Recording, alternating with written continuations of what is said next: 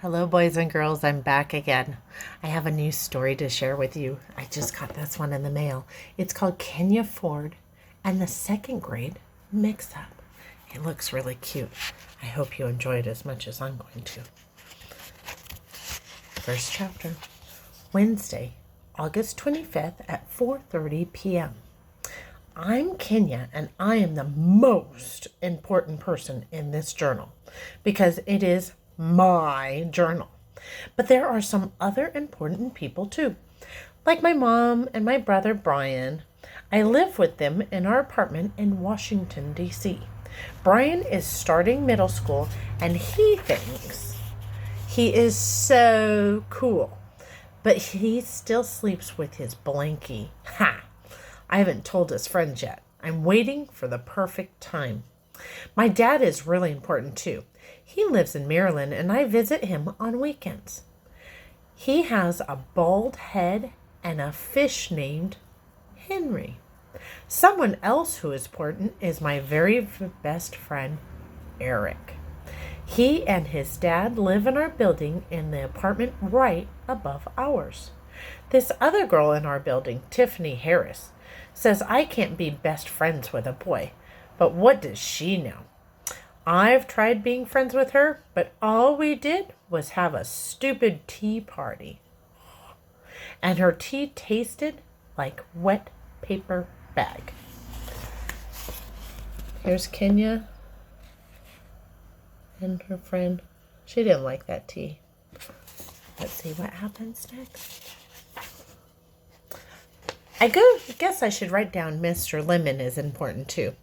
He teaches time out. It's a class where you go if you broke a rule by mistake.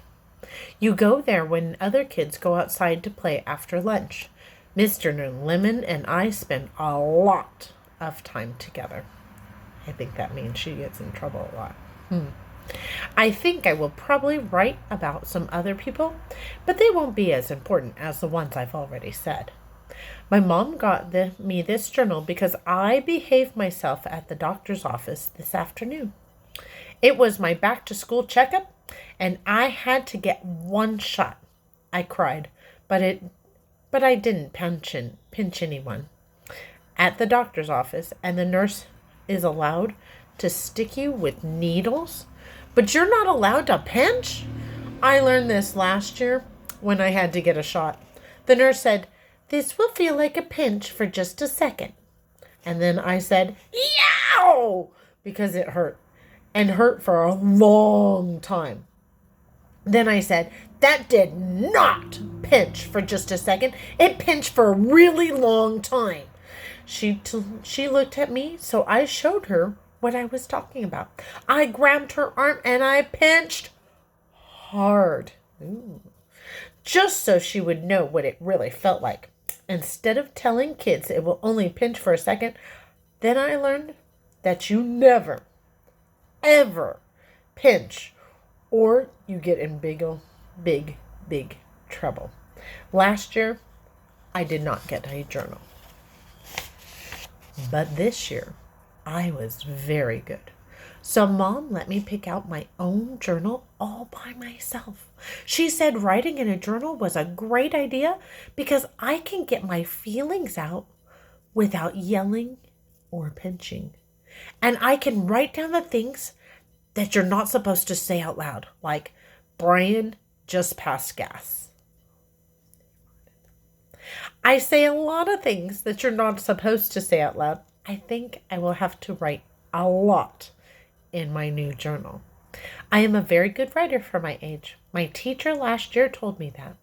She also said that if I spent more time writing and less time worrying about other people's business, then I could be a famous writer someday. But if I don't pay attention to other people's business, what will I have to write about? Mom bought me a dictionary to go with my journal so I can spell big words. Already, I had to look up attention, worrying, and business. But I didn't have to look up dictionary because it's right on the front of the dictionary. Isn't that handy. And that is the end of our first chapter. Tomorrow we'll talk about Thursday in our journal. See you then.